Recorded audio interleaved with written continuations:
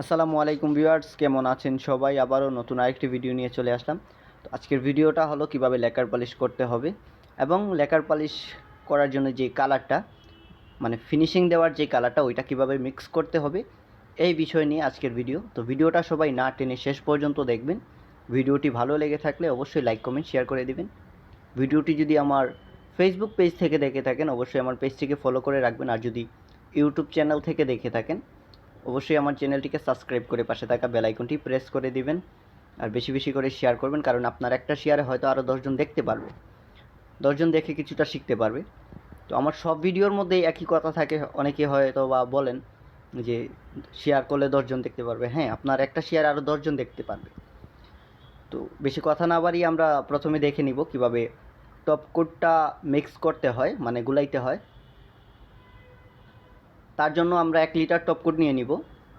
এই যে দেখেন টপ কোট, যেটা হাই গ্লেজ যেটাকে বলে, ফিনিশিং দেওয়ার যেটা যেটা মারার পর লেকারের ফার্নিচারের মধ্যে অনেক পরিমাণ গ্লেজ চলে আসে, প্রায় গ্লাসের মতো হয়ে যায়।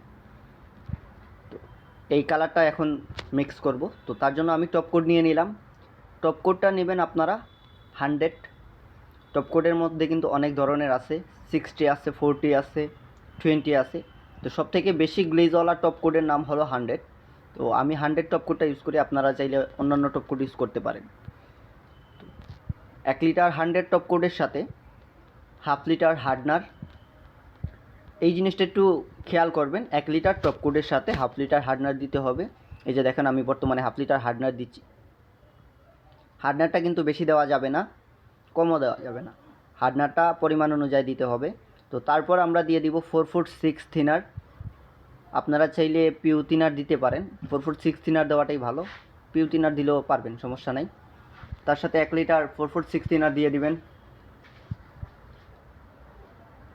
থিনারটা দেওয়ার পর আপনারা ভালো করে নাড়াচাড়া দিয়ে মিক্স করে নেবেন। আর যদি টপ কোটের সাথে কোনো ধরনের কালার দিতে চান সেই ক্ষেত্রে আপনারা কালারও দিতে পারেন, মেহগুনি কালার, রোজ কালার, যার যেটা প্রয়োজন সেটা দিতে পারেন। আর যদি কালার ছাড়া টপ কোটটা মারতে চান, শুধু সাদা টপ কোটটা মারতে চান, তাহলে কোনো কালার দিবেন না।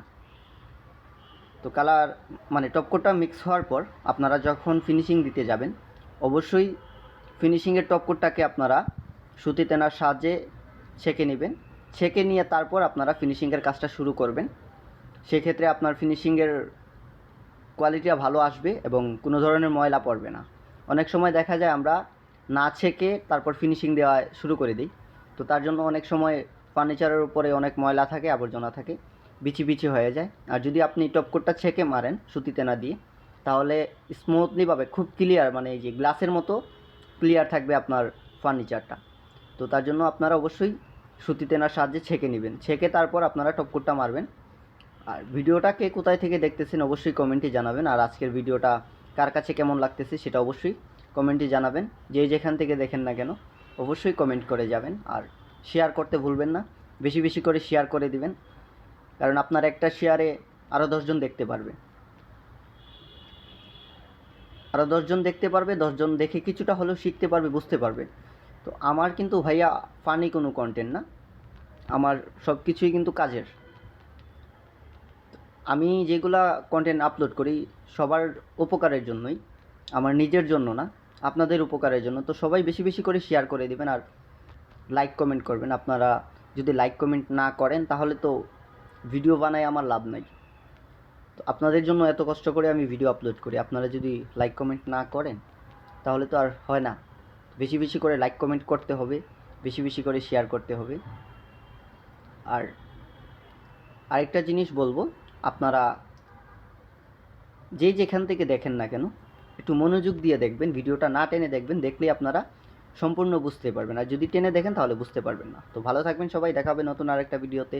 আল্লাহ হাফেজ।